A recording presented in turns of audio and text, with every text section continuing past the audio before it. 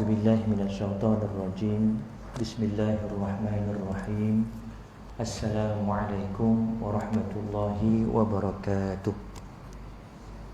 Linnabi Mustafa Rasulillah sallallahu alaihi wasallam wa ila arwahi walidina wa muallimina wa zawil huquqi alaina ajma'in. Al-Fatihah. A'udzu billahi minasyaitonir rajim.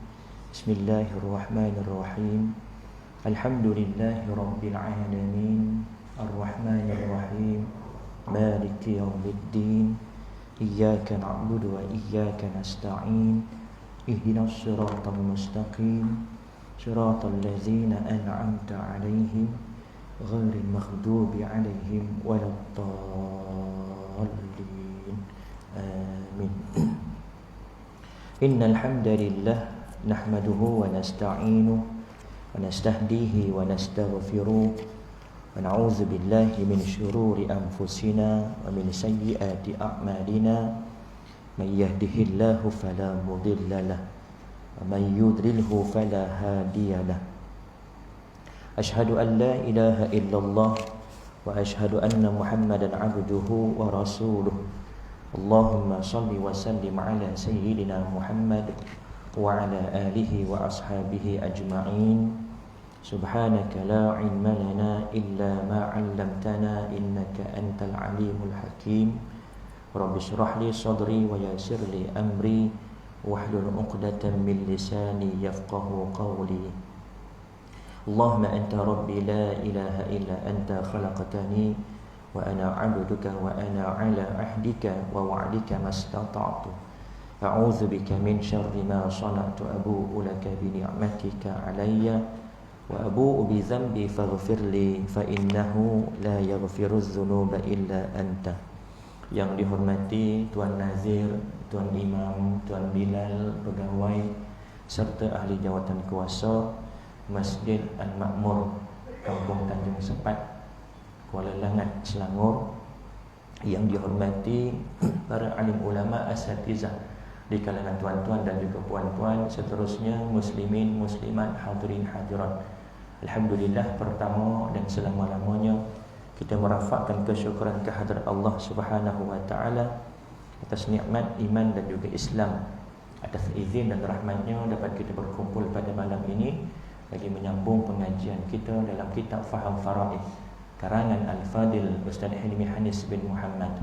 Mudah-mudahan perjumpaan kita mendapat naungan rahmat dari Allah Subhanahu wa taala, dapat tambah timbangan amal kebaikan kita ketika bertemu Allah fi yaumil mahsyar nanti insya-Allah, sekaligus dapat melunaskan perintah Nabi sallallahu alaihi wasallam berkenaan tentang ta'allamul faraid wa 'allimuha. Pelajarilah ilmu faraid dan ajarkanlah ia.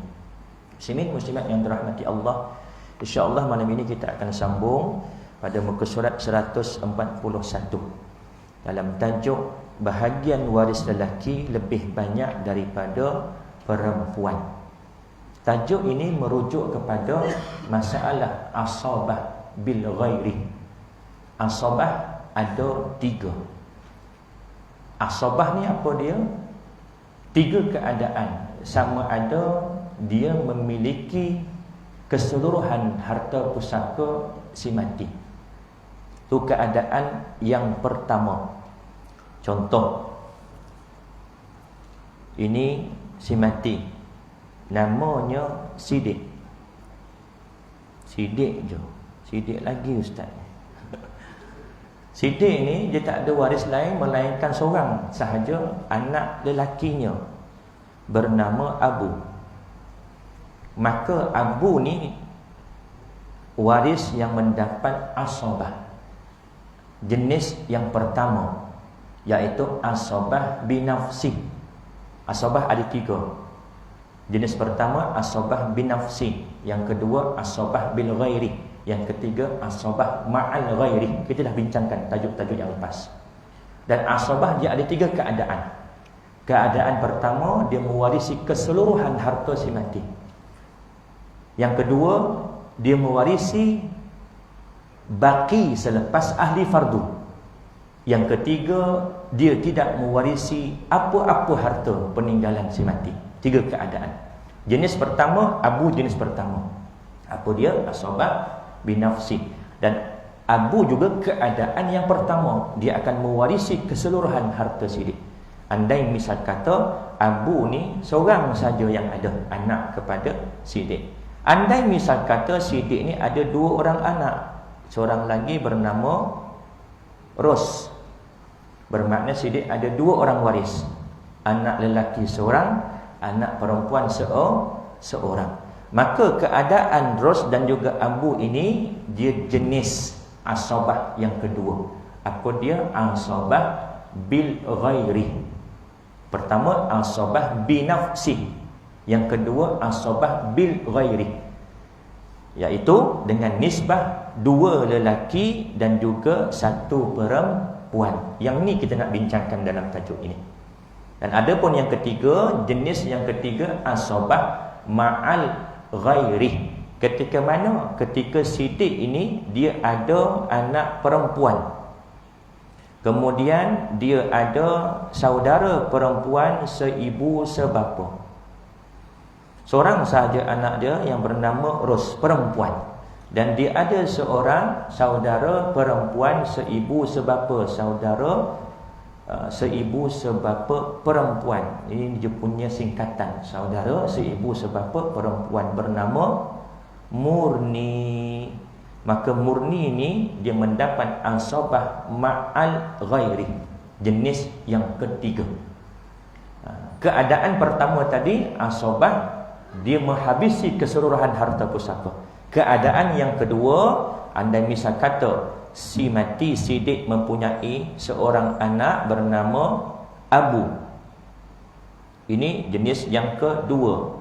Keadaan yang kedua, iaitu mendapat baki selepas ahli fardu. Sidik ni ada isterinya bernama Ros. Ros ni isteri kepada sidik. Maka siapa ahli fardu? Ros, isteri. Kenapa ahli fardu? Kerana bahagian ahli fardu dinyatakan dalam Al-Quran secara jelas. Walakum nisfu ma taraka azwajukum illam yakul lahunna walad, ila akhir ayat. Surah An-Nisa ayat yang ke-12 menceritakan tentang pembahagian suami berapa, isteri berapa, adik-beradik berapa. Dekat situ Allah menyatakan dalam ayat yang ke-12 itu, Allah menyatakan bahawasanya isteri 2 keadaan. Keadaan pertama dapat 1/4, ketika mana? Ketika si mati tidak mempunyai anak. Keadaan yang kedua dapat 1/8, ketika mana? Ketika si mati ada anak. Maka si mati sidik ada anak ke tidak? Ada, bernama Abu. Jadi Ros dapat 1/8. Ada tak baki? Adalah 7/8 baru dapat dekat Abu. Ini keadaan yang kedua, iaitu dapat baki selepas ahli fardu. Ada lagi keadaan yang dikatakan tidak dapat apa-apa. Tak semestinya ahli asabah ini mesti dapat pusaka, tidak.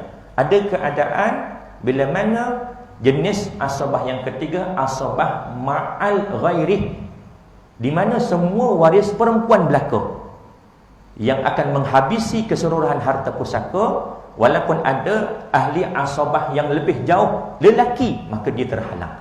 Ini keadaan asabah ma'al ghairi. Contoh, si mati ada anak perempuan bernama Ros. Si mati juga ada saudara seibu sebapa perempuan bernama Murni. Maka Ros akan mendapat 1/2 dan Murni akan mendapat asabah ma'al ghairi, menghabisi 1/2. Ada tak baki? Tak ada. Sedangkan sidik ini ada pakcik, ini bapanya Ali, tapi Ali ni dah tak ada. Ada adik-beradik Ali seibu sebapa bernama Osman. Osman ni kalau dengan sidik pangkatnya sebagai apa? Bapa saudara, pakcik. Jadi pakcik ni kata, aku ni waris lelaki yang terdekat dengan sidik, jadi aku akan dapat pusaka. Jawapannya tidak.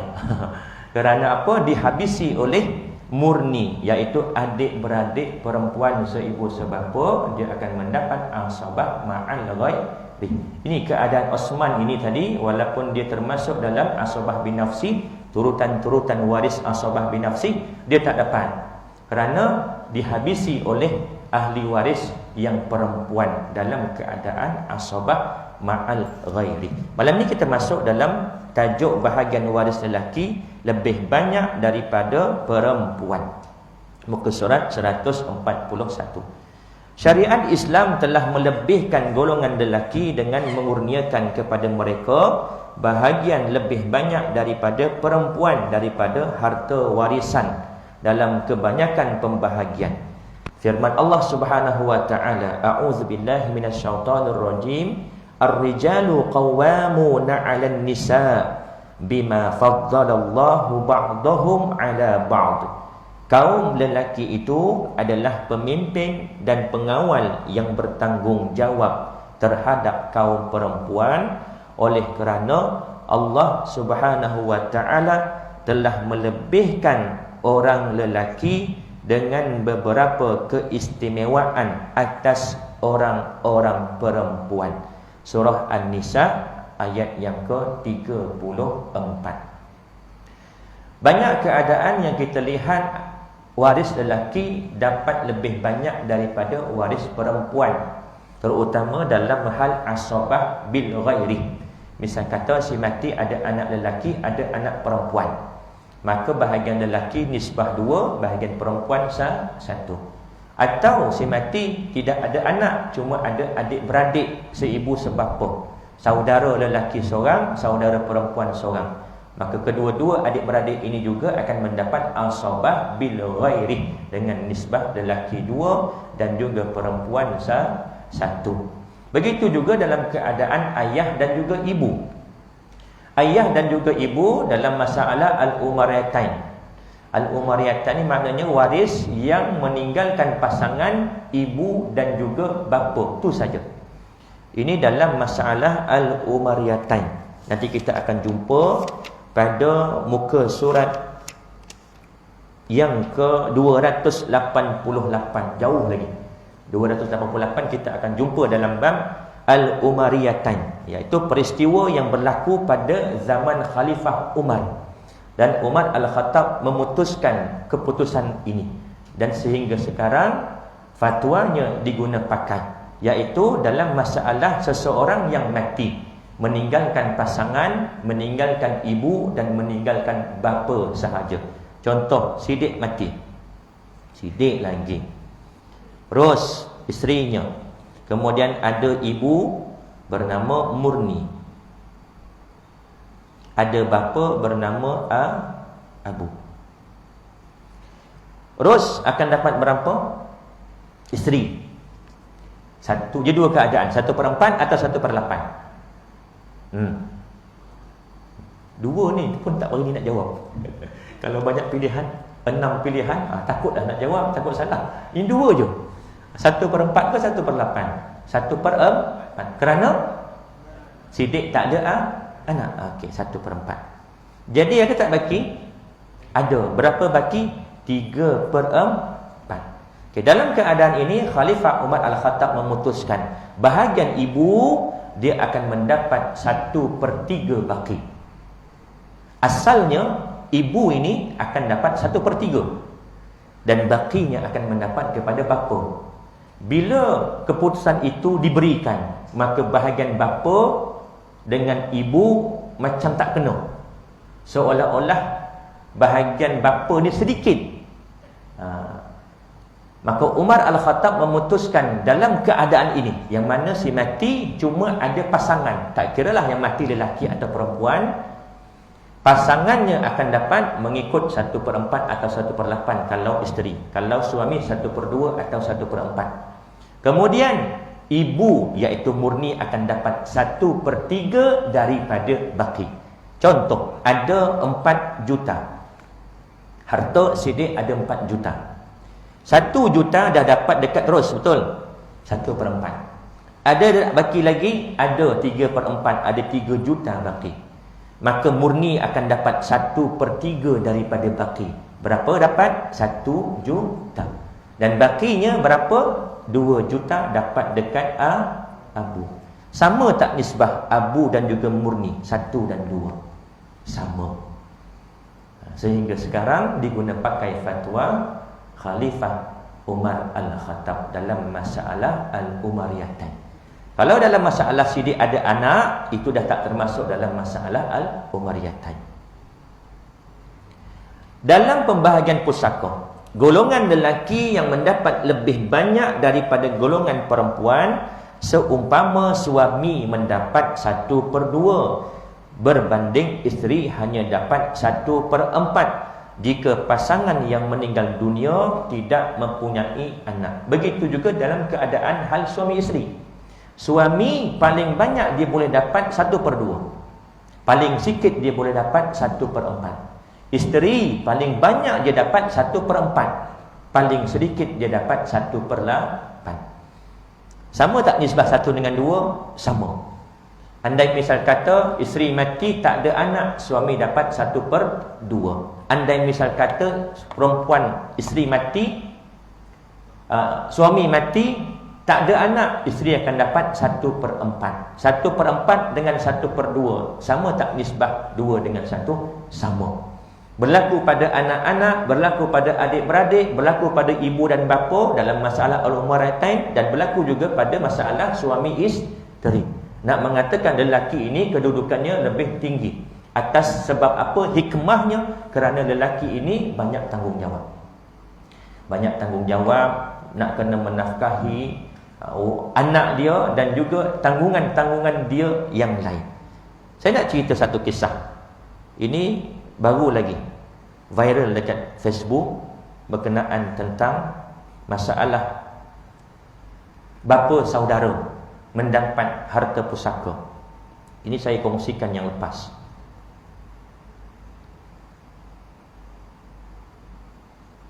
Bila saya baca post ni, dekat komen-komen tu saya giling kepala.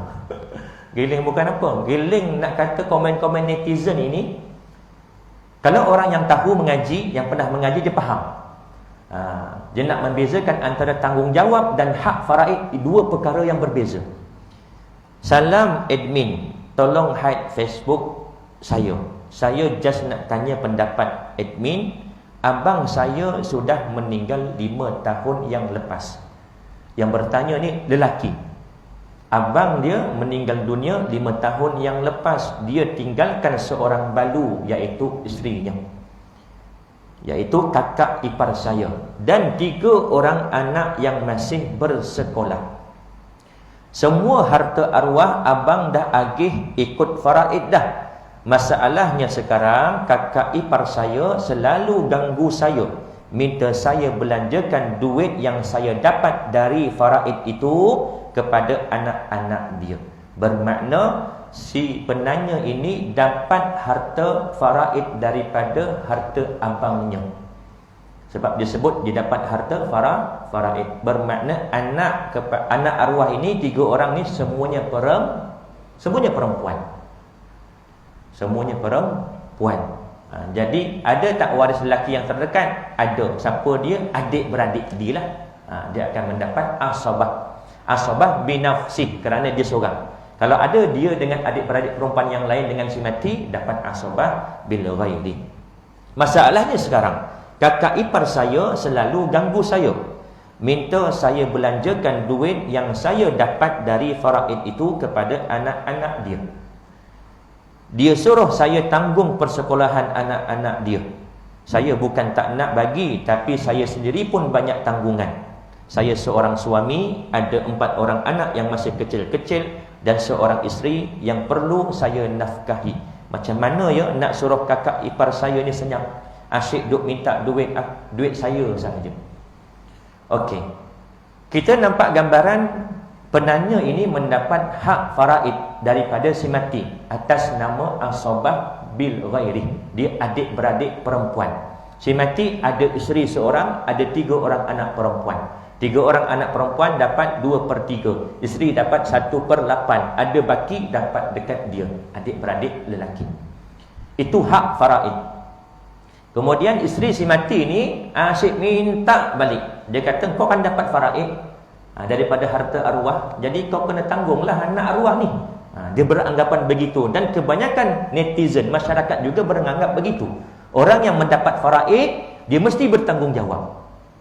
Dia dah samakan hak faraid dengan tanggungjawab benda yang sama. Hakikatnya hak faraid satu tuntutan perintah Allah, hak tanggungjawab juga satu tuntutan perintah Allah yang lain.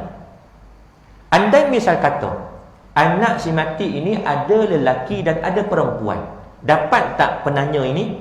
Tak dapat, kerana dihabisi oleh anak-anak. Isteri dapat 1/8, anak-anak lelaki perempuan asabah bil ghairi. Adik-beradik dapat ke tidak? Tak dapat. Tapi dia bertanggungjawab tak dekat anak saudara dia? Bertanggungjawab. Dekat situ kita boleh nampak hak faraid satu perkara yang berbeza, satu hal, tuntutan perintah Allah. Dia waris, dia wajib mendapat hak. Dia ada hak daripada harta faraid si mati. Dari segi tanggungjawab, bukan sebab dia dapat faraid dia kena tanggungjawab, tidak. Dia sebagai pakcik kepada anak saudara ini, walaupun dia tak dapat faraid, dia tetap bertanggungjawab. Ini dua perkara yang berbeza. Jadi salah faham ini yang biasa masyarakat kita, dia menganggap kau dah dapat harta pusaka si mati, kau kena bertanggungjawab. Kalau dia tak dapat pun dia kena bertanggungjawab. Kerana dua-dua tu perintah yang berbeza. Perintah hak diberikan kepada yang berhak dalam masalah faraid, dan perintah kepada waris yang menjadi tanggungjawab, wali yang menjadi tanggungjawab kepada anak-anak yatim terutamanya.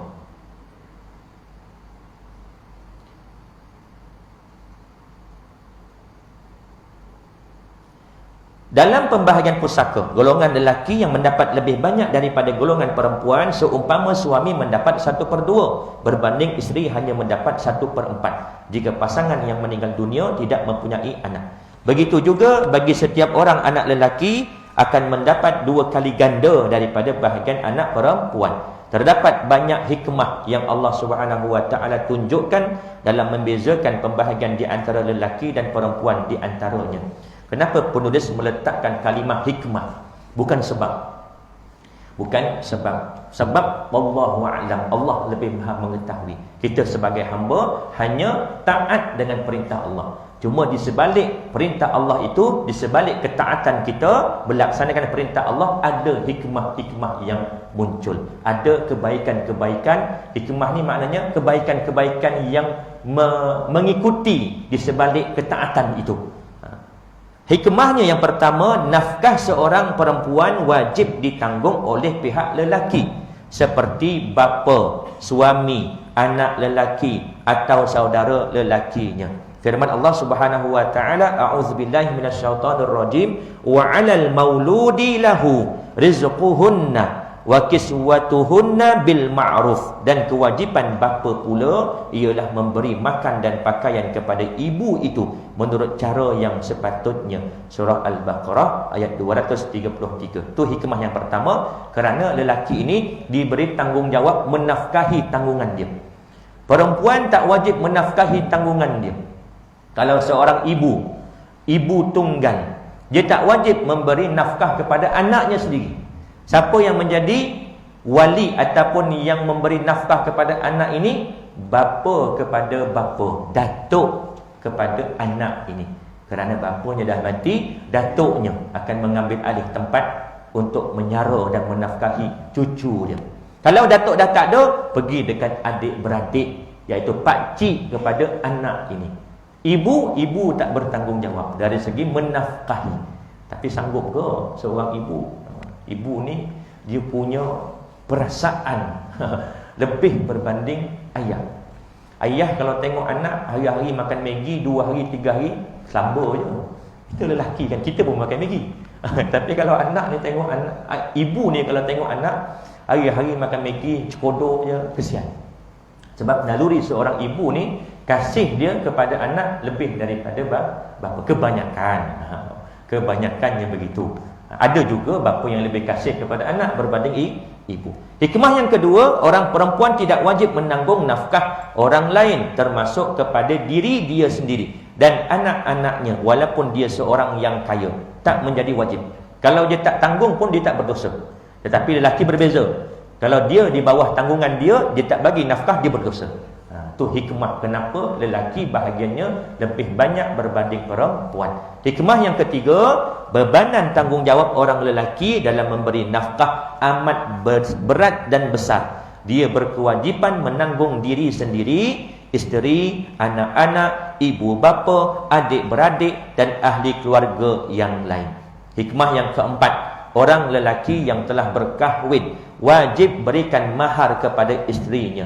Firman Allah Subhanahu wa taala, a'udzubillahi minasyaitonir rajim, wa atun nisaa saduqatihinna nihlah.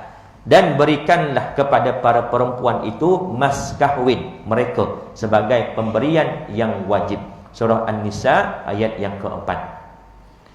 Turutan pembahagian harta pusaka insya-Allah kita akan sambung pada perjumpaan akan datang. Jadi ini antara hikmah. Beberapa hikmah kenapa Allah memutuskan. Keputusan ini adalah keputusan dari Allah Subhanahu wa taala. Lelaki nisbah 2, perempuan nisbah 1, bukan keputusan para imam, bukan. Bukan keputusan Imam Syafi'i, bukan keputusan Imam Maliki, bukan, tetapi langsung dari Allah Subhanahu wa taala. Di sebalik perintah itu ada hikmah-hikmahnya. Ini antara hikmah-hikmahnya. Kerana lelaki ini tanggungjawabnya besar. Dia kena menafkahi diri dia kena menafkahi isteri dia, anak-anaknya, ibu bapanya, adik-beradiknya yang susah. Begitu juga saudara-saudara lain. Dia kena ada tanggungjawab untuk menafkahi. Kalau tak buat, dia berdosa. Berbeza dengan perempuan. Walaupun dia kaya raya, dia tak bagi, dia tak bantu adik-beradiknya, dia tak bantu ibu bapanya, dia tak berdosa. Dari segi tanggungjawab menafkahi itu tak ada. Tetapi ihsan dia melihat mak ayah dia bagi dapat pahala. Tapi tanggungjawab itu tak ada pada perempuan. Ini antara hikmah di sebalik kenapa lelaki bahagian dia lebih banyak daripada bahagian perempuan. Ada sikit masa lagi, saya nak kongsikan dengan tuan-tuan. Yang lepas mungkin saya cuma bercerita tentang fail faraid. Kalau ada yang masih ingat lagi, kita ni walaupun kita masih hidup, kena ada rasa cakna tentang harta kita. Kena ada perasaan peduli tentang pusaka kita. Kalaulah aku mati nanti, macam manalah waris-waris aku. Jadi semasa kita hidup, kita kena ada persediaan. Persediaan terhadap harta kita. Fail faraid peribadi. Sebaiknya semasa hidup, setiap orang menyediakan fail faraid peribadi, masukkan dalam fail tersebut dokumen-dokumen seperti berikut. Ini saya punya. Yang ini semua salinan. Tuan-tuan, puan-puan, kalau nak buat di rumah, masukkan yang original. Geran tanah, geran kenderaan. Yang ni saya masukkan yang salinan sahaja. Sebab saya bawa ke mana-mana. Kalau hilang, mampu saya. Jadi kena bawa yang salinan je. Sebab nak tunjukkan contoh fail peribadi. Ini saya punya. Yang pertama apa dia? Salinan kad pengenalan setiap waris. Salinan kad pengenalan setiap waris yang berhak mendapat pusaka. Ini salinan kad pengenalan saya. Ayah saya, ibu saya, isteri, anak-anak, IC, MyKid. Kemudian surat beranak. Surat beranak ni kenapa kena ada? Kerana membuktikan kalau misal kata waris saya ayah saya, ibu saya waris kepada saya, tetapi dalam IC dia belum boleh membuktikan dia sebagai ayah. Sebab boleh jadi nama orang lain pun sama dengan nama ayah saya. Jadi kena ada bukti yang lain backup, iaitu surat beranak saya. Dalam surat beranak kita ada nama ayah, ada nama ibu. Tengok dekat IC ayah ibu sama, insya-Allah confirm tak? Kenapa kena ada surat beranak? Kerana ini juga adalah bukti bapa dan ibu tu menjadi waris kita. Kemudian sijil nikah, bukti waris isteri kita atau suami kita, pasangan kita.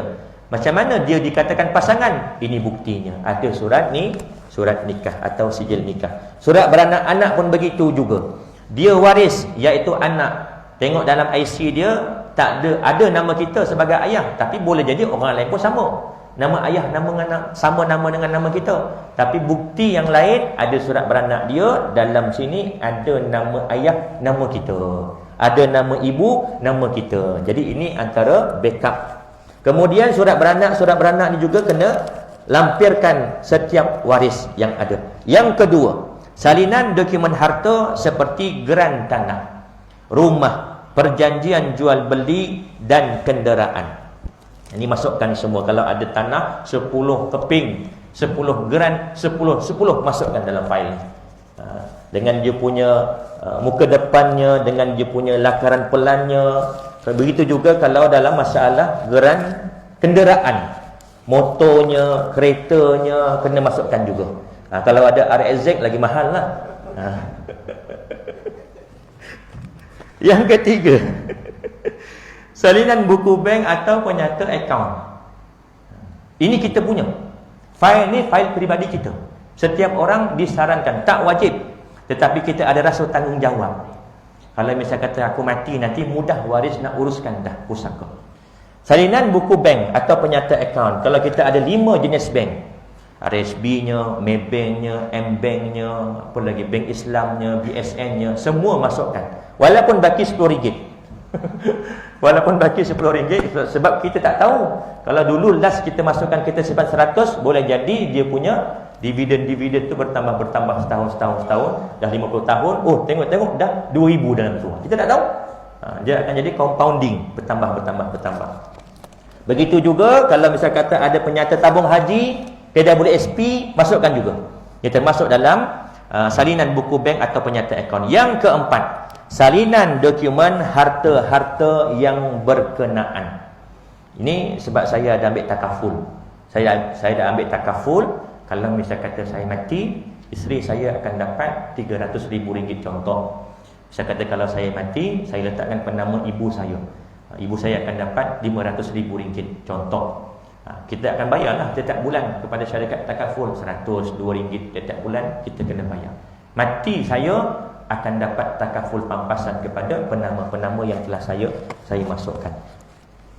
Kemudian yang kelima, senarai hutang dan penghutang. Ini penting. Dalam Al-Quran ada satu ayat, satu muka surat, satu ayat yang paling panjang, iaitu berkait tentang hutang. Nak kata pentingnya tentang hutang ini, catat, masukkan dalam fail ini. Kalau misal kata hutang ada dua. Hutang kita dengan Allah, hutang kita dengan manusia. Bagaimana hutang kita dengan Allah? Ada puasa yang tak terqada, tak terganti. Catat, tulis, masukkan. Berapa hari? 5 tahun tak puasa sebab stroke, lumpuh contoh. Dosa tak dia? Dia tak berdosa. Kerana tak wajib bagi dia, tak untuk dia ganti. Kalau dah sihat, wajib ganti. Kalau tak mampu juga untuk ganti sebab berterusan sakit, wajib bayar fidyah. Jadi nyatakan berapa hari. 4 tahun. 4 tahun kali 30, 120 hari. Kalikan berapa kadar bayaran fidyah sehari. Nanti waris kirakan, ambil harta kita, bayar kepada zakat ke, lembaga zakat Selangor ke, ataupun direct terus kepada fakir miskin pun boleh, tak ada masalah. Cuma sarankan kepada lembaga zakat Selangor, kerana mereka tahu mana yang berhak mendapat zakat, mana yang berhak mendapat bantuan dan sebagainya. Ini yang kelima. Hutang dengan manusia pun begitu juga. Kena nyatakan sama ada kita yang berhutang atau kita yang pemiutang. Maksudnya kita yang memberi hutang kepada orang. Orang berhutang dengan kita, nyatakan, tulis dalam kertas. Okey, Wak Salman ada meminjam duit dengan saya RM10,000 pada tarikh sekian. Sudah bayar RM3,000, ada baki lagi RM7,000. Tulis. Waris bila nampak, dia akan berhubung dengan Wak Salman tadi. Ada ke Wak Salman sini? Kalau ada, minta maaf. Tak bermaksud Wak Salman ni kaki hutang. Ini yang keenam, sebarang pesanan kepada waris. Ini saya lantik Majlis Agama Islam Selangor sebagai pentadbir harta saya, sebagai wasi, iaitu pentadbir dan juga pemegang amanah harta saya. Kenapa saya buat?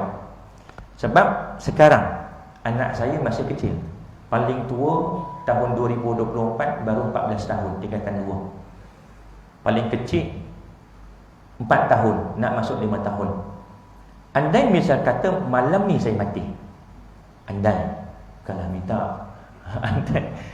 Sebab kita tak tahu waktu kita mati ni, kita tak tahu Allah nak tarik bila-bila masa. Syarat mati bukan mesti tua, syarat mati bukan mesti sakit. Sihat pun Allah boleh ambil nyawa, muda pun Allah boleh ambil nyawa, belum lahir dalam perut, dalam kandungan rahim ibu pun boleh Allah ambil nyawa. Jadi ini persediaan kita. Maka saya lantik pihak MAIS, andai misal kata saya mati, pihak MAIS akan menguruskan harta pusaka saya. Dalam surat ini, pendaftaran ini, saya bacakan satu perenggan.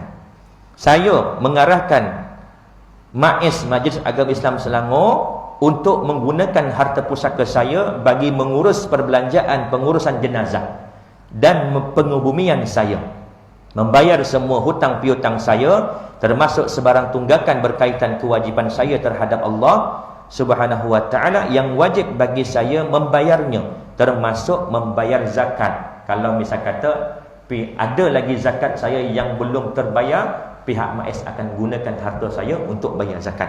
Begitu juga membayar fidyah. Andai misal kata ada puasa saya yang masih lagi belum terlaksana qada, belum sempat ganti, maka MAIS akan menggunakan duit saya, harta pusaka saya untuk bayarkan fidyah. Ataupun kafarah jika ada. Dan haji yang belum ditunaikan serta menyelesaikan segala hutang sesama manusia. Haji ni penting. Kebanyakan kita mampu nak pergi haji dari segi duit, ada harta. Berapa sekarang kos pergi haji? 14,000, 15,000, lebih kurang lah 15,000. Tetapi kita tak ada kemampuan nak pergi cepat. Sebab apa? Dia punya giliran tu terlalu panjang. Kalau tuan-tuan daftar malam ni, tahun ni 2024, mungkin boleh jadi giliran tuan-tuan 2198. Masa tu umur dah berapa? 100 lebih. Tak hidup, tak hidup lagi. Cuma dari segi sistem tu adalah caranya. Tabung haji dia akan skip mana yang dah cukup jumlah simpanan, lepas untuk bayar pengurusan haji keseluruhan dia akan naik, dia akan langkah mana penama-penama yang belum cukup.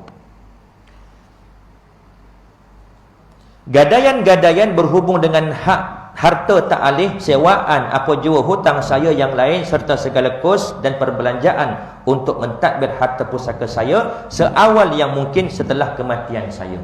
Ni saya sendiri lantik pihak MAIS untuk menguruskan harta pusaka saya. Dan yang keenam, yang ketujuh, last, struktur faraid peribadi, iaitu carta. Yang ni mesti kita kena tahulah. Macam saya, kalau saya mati, waris saya, ayah saya, ibu saya, isteri saya, anak-anak saya. Ada 5 lelaki, seorang perempuan. Dan saya dah kirakan dah pun. Andai misal kata harta saya ada 1 juta. Ayah dapat berapa, ibu dapat berapa, isteri dapat berapa, anak lelaki seorang dapat berapa, anak perempuan seorang dapat berapa. Ini penting. Bila kita buat struktur ini, apa kelebihan dia? Kelebihan dia, kita akan nampak, oh ini je ke yang dapat pusaka aku nanti. Maknanya kita menganggap ada orang lain yang mungkin dapat, rupanya tak dapat. Contoh anak angkat, contoh menantu. Mereka bukan waris. Anak angkat, menantu, ipar, cucu sebelah anak perempuan, yang ini bukan waris. Bila kita nampak, oh dia tak dapat, jadi waktu itu mudah untuk kita rancang harta kita semasa kita hidup. Sama ada kita nak buat hibah ke ataupun nak buat wasiat. Sebab apa? Sebab dia bukan waris dan berhak boleh untuk menerima wasiat. Syarat wasiat bukan kepada ahli waris. Kalau kepada ahli waris boleh dilaksana dengan izin ahli waris yang lain. Ini antara perkara-perkara yang kita kena sediakan sebagai persediaan kita sebelum kita menghadap Allah. Andailah misal kata saya mati malam ni, mudah tak pihak MAIS nak uruskan harta pusaka saya? Mudah. Dia tahu pula saya ada file ni. Wah, lagilah senang kerja dia. Urusan tuntutan, kebanyakan kita akan berurusan di pejabat pusaka kecil. Jadi 3 tempat. Satu di Amanah Raya Berhad, yang kedua pejabat pusaka kecil kita punya di pejabat tanah. dekat tingkat bawah. Yang ketiga di Mahkamah Tinggi Sivil. Kebanyakan kita berurusan di pejabat pusaka kecil kerana melibatkan harta tidak alih seperti tanah, seperti rumah, dan jumlahnya kurang daripada 2 juta. Kalau lebih urusannya di Mahkamah Tinggi Sivil. Kalau kurang daripada RM600,000 tetapi hanya melibatkan harta alih sahaja. Harta alih ni apa dia? Kenderaan ataupun duit simpanan ataupun saham. Jumlahnya tidak lebih RM600,000. Maka urusannya di Amanah Raya Berhad. Kalau lebih RM600,000, kesemuanya RM700,000, semuanya duit, tak boleh buat di Amanah Raya, buat di pejabat pusaka kecil. Walaupun tak ada harta tidak alih, tak ada tanah, tak ada rumah. Sebab jumlahnya melebihi RM600,000. Kebanyakan kita berurusan di pejabat pusaka. Urusan untuk mendaftar ataupun kita panggil filing. Bila berlaku kematian si mati, waris-waris boleh mendaftarkan ataupun filingkan permohonan tuntutan pusaka di mana? Di website ataupun secara online. Ini kebetulan ada internet, saya boleh buka langsung. Ini website dia, MyITAP. Dekat sini pusaka kecil permohonan baru section 8. Alamak. Okey, masukkan kita punya ID dan juga password. Kalau yang belum ada, kena daftar dulu. Bila dah masuk, nanti dalam ini kita akan masukkan butiran-butiran permohonan baru contoh. Kita sebagai waris, siapa yang kita nak daftarkan? Contoh arwah ayah kita meninggal dunia semalam, kita akan daftarkan sama ada harta alih ataupun tidak alih. Kita kena submit secara online dalam bentuk PDF. Maknanya kita kena scan ataupun dalam bentuk JPEG gambar. Jadi waris, kalau saya mati, waris boleh scan terus apa yang ada dalam fail ni, dan boleh terus upload dalam sistem. IC warisnya, surat beranak warisnya, geran tanahnya, geran rumahnya, kemudian siapa warisnya, dah masukkan siap-siap dah. Sebab semuanya dah ada dalam fail ini. Mudah urusan bagi waris. Jadi mereka akan masukkan, tinggal key in sahaja dalam sistem MyITAP ini. Kemudian dah selesai, submit dan juga print out. Print dalam bentuk fizikal, hard copy, pergi ke mana-mana Pesuruhjaya Sumpah atau mahkamah untuk cop. Barulah pergi ke pejabat pusaka kecil untuk beri yang hard copy. Kemudian tunggu dalam tempoh 2 ke 3 bulan, pegawai pusaka akan panggil waris dan semua ahli waris yang terlibat dalam pusaka si mati untuk bicara kuasa. Ini kalau misal kata semuanya lengkap, jadi mudah waris nak uruskan. Kalau misal kata tak ada, tak lengkap, waris tercari-cari, geran tanah ayah yang ini kat mana, siapa pegang? Ada yang sorokkan, cari-cari tak jumpa, sebulan, 2 bulan tak jumpa, sampai bertahun-tahun tertangguh urusan pusaka si mati. Ini yang banyak berlaku bila mana tak dikumpulkan dalam satu tempat. Gerannya dekat laci sana, geran kereta laci sana pula, geran rumah dekat bilik sana pula, berterabur semua, tak diletakkan dalam satu tempat. Jadi ini antara perkara-perkara yang nak kata wajib tidaklah, tapi bagi saya sangat perlu kepada kita untuk persediaan kita, sekaligus untuk kita merancang harta kita. Sebab bila kita dah buat begini, kita akan kenal siapa waris yang dapat, siapa yang tidak dapat. Jadi waktu itu kita boleh rancang, oh ni tak dapat, jadi aku nak buat perancangan, nak bagi hibah masa hidup, ataupun aku nak bagi wasiat kepada dia, kalau aku mati nanti dia dapat harta aku. Rancanglah. Ni pilihan kita, pilihan kita semasa kita hidup. Kita dah mati, dah tak boleh buat dah. Warisnya akan uruskan mengikut faraid dah. Waktu itu mungkin ada yang bergaduh, aku dulu yang jaga arwah mak, 5 tahun aku jaga arwah mak sakit, lumpuh, korang datang jenguk pun tak. Tiba-tiba bila mak meninggal dunia, korang dapat lebih banyak dari aku. Ini banyak berlaku. Jadi bila kita tahu keadaan sedemikian, oh anak aku yang perempuan ni dapat sikit, yang lelaki dapat banyak, sedangkan yang perempuan ni yang banyak jaga aku. 5 tahun aku sakit, dia yang jaga makan pakai aku nak bagi hibah siap-siap masih hidup. Tanah yang seekar hujung kampung ni nak bagi terus dekat dia. Boleh. Kerana masih hidup. Kalau dah mati dah tak boleh lagi dah. Tertakluk pada hukum faraid yang mana Allah dah aturkan dah. Dan kita yakin hukum faraid ini adalah hukum yang paling adil daripada siapa yang maha adil. Walaupun kadang-kadang ada di kalangan kita dalam sudut hati kita rasa tak puas hati, tapi jangan sampai kita menidakkan keadilan yang Allah Subhanahu wa taala dah tetapkan dalam hukum faraid. Wallahu a'lam. Saya rasa cukup sekadar itu. Syak dah masuk dah. Ada soalan ke 1 2 sebelum kita akhiri? Tak ada.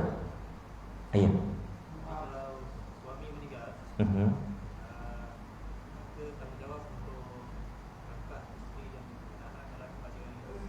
bapa kepada bapa. Maknanya bapa kepada suami. Dia akan menanggung cucu dia. Manakala isterinya akan kembali kepada siapa? Bapa dia. Bapa isteri tu lah. Sama juga. Anak ini masih lagi di bawah tanggungjawab suami, bekas suami. Sebab hubungan suami isteri putus. Tetapi hubungan bapa dengan anak putus ke tidak? Tak putus. Sebab tu ada tuntutan. Dalam banyak-banyak mahkamah yang kita dengar, janda ini, seorang perempuan yang status janda ni menuntut nafkah anaknya daripada bekas suami. Kerana bekas suami, iaitu bapa kepada anak-anak ini, masih lagi bertanggungjawab menafkahinya. Kalau dia dah mati, barulah kembali kepada bapanya, iaitu datuk kepada anak-anak ini untuk menafkahi cucunya. Mak ini siapa yang tanggung? Bapanya. Bapa kepada mak ni, kepada perempuan ini. Kalau bapa dah tak ada, adik-beradiknya yang lelaki. Kalau dah tak ada, anak saudaranya, pakciknya, dia akan berkait-kait lah. Sampai satu masa tak ada lagi keluarga yang terdekat yang boleh menafkahinya. Pada ketika itu umat Islam di sekeliling yang bertanggungjawab. Kita alhamdulillah kita ada jabatan agama. Syukur kita dekat Malaysia ni. Saya syukur sangat-sangat. Sebab apa? Sistem kita dekat Malaysia ni cukup cantik. Dan banyak negara-negara luar datang ke Malaysia nak tiru. Contoh, di Selangor kita ada MAIS, Majlis Agama Islam Selangor. MAIS ni satu badan besar. Bawah MAIS ada Lembaga Zakat Selangor, ada Baitul Mal yang menguruskan harta-harta. Jadi andai misal kata ada umat Islam yang tidak terbelok, maknanya susah, dia boleh mohon dengan zakat, dan zakat boleh tanggung dia. Ini kelebihan. Kita syukur sangat-sangat berada dalam negara kita sekarang ini. Wallahu a'lam. Jelas ya? Ya. Macam faedah Ustaz. Aha. Ayah dan ibunya meninggal dunia. Surat kematian perlu disiapkan. Okey. Ini fail saya buat semasa saya hidup hari ini. Maka andai misal kata saya beranggapan malam ni kalau saya mati, siapa waris saya? Maka saya akan masukkan ayah saya, ibu saya. Kalau takdir Allah hidupkan saya lagi 20 tahun dan mak ayah saya meninggal dunia dahulu. Jadi bila mak ayah saya meninggal dunia, waris mak dan juga ayah saya akan cabutlah. Bermakna mereka bukan lagi waris. Tak perlu digantikan dengan surat mati dia. Sebab syarat waris mempusakai pusaka mesti dia hidup sewaktu pemilik harta mati. Itu syaratnya. Selain daripada rukun, mesti kena ada orang pemilik harta, mesti kena ada waris, mesti kena ada hubungan. Itu rukun. Syaratnya waris mesti hidup semasa pemilik harta ini mati. Andai misal kata waris mati dulu, kemudian baru pemilik harta mati, maka dia bukan lagi waris. Dia akan pergi kepada waris-warisnya yang lain. Wallahu a'lam. Tak perlu disertakan. Bila meninggal dunia, ada waris-waris yang kita masukkan dalam fail ni meninggal dunia, cabut saja nama dia, keluarkan nama dia. Dan dia bukan lagi sebagai ahli waris harta kita. Allahu a'lam. Saya rasa cukup sekadar itu. 9.55. Kita berhenti sampai sini. InsyaAllah kita akan sambung pada minggu hadapan, hari Rabu. Aqulu qawli hadza wa astaghfirullahalazim li wa lakum. Yang baik itu datang daripada Allah dan kurang bermak itu datang daripada kelemahan diri saya. Saya mohon maaf, mohon ampun ada terkasar bahasa, tegur hati tuan-tuan dan juga puan-puan. Kita tanggung dengan tasbih kafarah dan suratul asr. Subhanakallahumma wa bihamdika asyhadu an la ilaha illa anta astaghfiruka wa atubu ilaik. Bismillahirrahmanirrahim. Wa asbina insana lafi khusr illa alladzina amanu wa amilus shalihat wa tawassaw bil haqqi wa tawassaw bis sabr. Bismillahirrahmanirrahim. Alhamdulillahi Rabbil Alamin. Wassalatu wassalamu ala ashrafil anbiya wal mursalin wa ala alihi wa sahbihi ajma'in. Allahumma faqihna fid din wa 'allimna at-ta'wil wahdina siratal mustaqim siratal ladzina an'amta 'alaihim minan nabiyyin was-siddiqin wasyuhada'i was-salihin. Allahumma arinal haqqa haqqan warzuqna ittiba'ah wa arinal batila batilan warzuqna ijtinabah. Allahumma inna na'udzubika min 'ilmin la yanfa' wa min qalbin la yakhsha wa min nafsin la yashba wa min da'watin la yustajabu laha. Rabbana atina fid dunya hasanah wa fil akhirati hasanatan wa qina 'adzaban nar. Wa sallallahu ala sayyidina Muhammad wa ala alihi wa sahbihi wa baraka wa sallam. Walhamdulillahi rabbil alamin. Assalamualaikum warahmatullahi wabarakatuh. Waalaikumsalam warahmatullahi wabarakatuh. Kita tadi